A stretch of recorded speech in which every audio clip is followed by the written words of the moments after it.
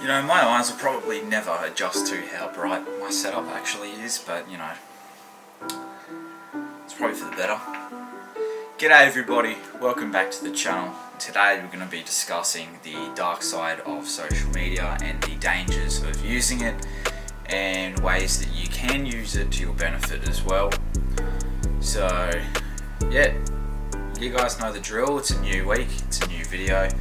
I've got the whiteboard with me again today, so I know you guys loved that last time, so we're going to be using it and drawing it.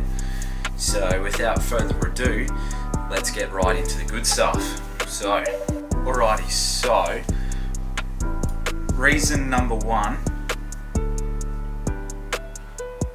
Now reason number one kind of ties into a thing that I explained in a previous video, but reason number one is actually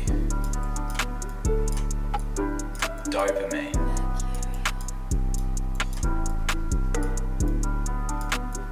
And for those of you guys who didn't watch the last video, what dopamine is your body's reward system for every time that you do something good, and it releases a chemical and makes your body feel amazing, makes you feel amazing for doing whatever you just did. And the reason why this is bad in this context for social media is because every time that someone likes your image, that's going to give you a little rush of dopamine that's going to get spread around your brain, right? This is your brain. This is the dopamine rushing, and you're going to feel really good and happy. So now it may not seem like this is a big deal, but when you keep getting these likes and they flow in, you get more and more releases of dopamine. And the same thing happens when you start getting comments, or people start saving your posts, or people even start sharing them. It all does the same thing. It all will release dopamine. And clearly this overload of dopamine is going to cause an addiction. So in the long run, you actually see your screen time track up and up and up. Now obviously this is not good, because you don't want to be spending your whole day on social media, and the more time you spend on social media a day is more time that you could have been putting into something else, and it's just really unproductive and stuff like that. Now the second reason, I've got 3 reasons today, might even be 4, not quite sure, but the second reason is that the way we consume content on social media and the way social media is actually built really badly affects our attention span. And so our attention span is the ability to focus on one thing for a certain period of time. So you may have heard the saying that humans nowadays only have the attention of a goldfish, and well, this is somewhat true. You see, the way that apps like TikTok work, and now the new Instagram Reels, the way it works is that you get content that's, I think, 60 seconds or below, and this allows for lots of quick cuts and edits. This allows for lots of attention grabbing at the start, and while it may seem harmless at the start, it actually affects the way that your attention span works. And the more of this content that you consume, the less and less attentive you're going to be when it comes to doing long tasks, because kind of like before as well, it released dopamine, and it's constant stimulation for your brain. So when you go to do long tasks, like say you want to read a book, right? There's lots of writing on the book. It's a big book. It's 400 odd pages. Let's say, let's say humans probably used to read 100 books a day. Not 100 books, 100 pages a day. And the more stimulation you feed your brain, so the more TikToks you consume, the more reels you consume, then this number here is going to decrease, and you may now only be able to read 50 pages before getting absolutely bored. And this is going to directly translate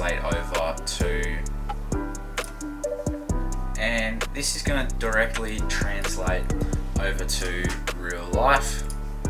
For example, you may have to do something at your job like paperwork. No one likes paperwork, so you gotta fill a bunch of forms out. But let's say you have to do a bunch of that in a day, and you don't actually get it done because you've been distracted. You keep picking up your phone, you're scrolling through social media or whatever. So to summarize, points number 1 and 2, that's more things to do with your brain and the way the social media is built to, affect our brains and shorten our attention spans and stuff like that. And we're going to go ahead and jump into number 2. So point number 3 is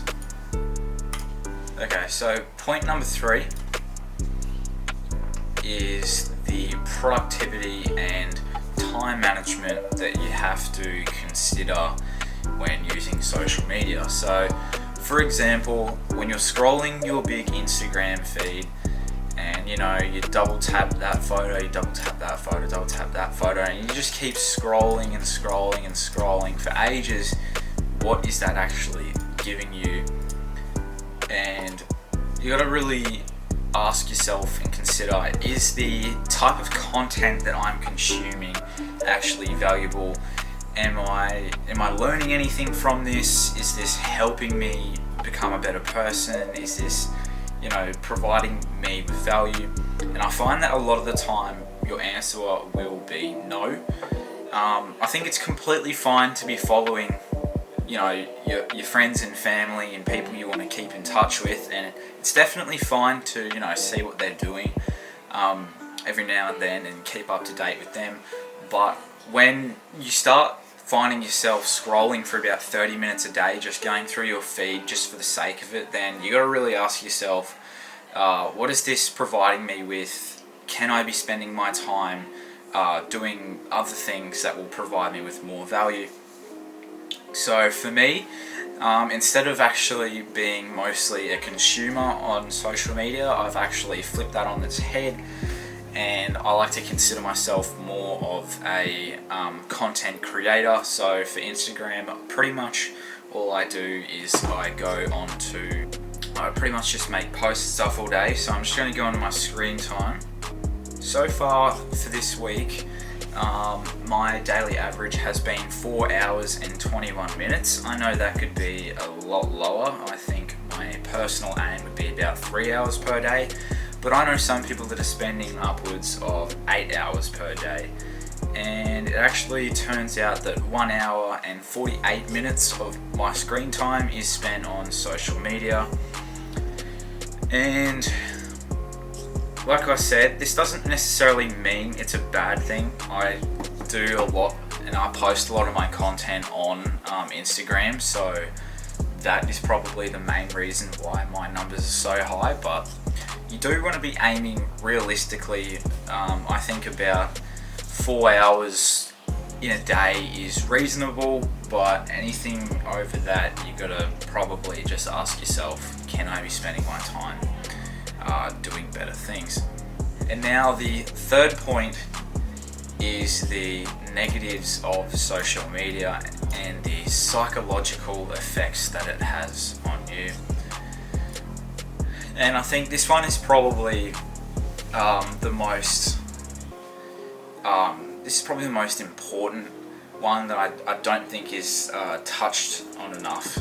So this point is all about, you know, the things that you particularly don't see on social media. So realistically, when you're scrolling through Instagram, you don't want to see, you know, negative stuff. You don't want to see people being sad. You don't want to see, you know, all this negative stuff. So what people do is, all they do is post their, you know, the good things that are happening and all that. So, you know, you always see people living in big hotels. You know, they got this massive view of the beach down here and the waves and stuff like that.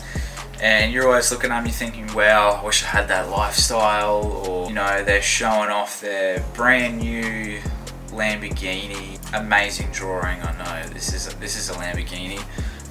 Showing off their new watches. You know, they're showing off their big diamond rings or whatever. Well, this may seem like you may look up to these people and you think, oh wow, I want to be like them. I want to achieve their lifestyle. I can guarantee you now, it's not all smiles.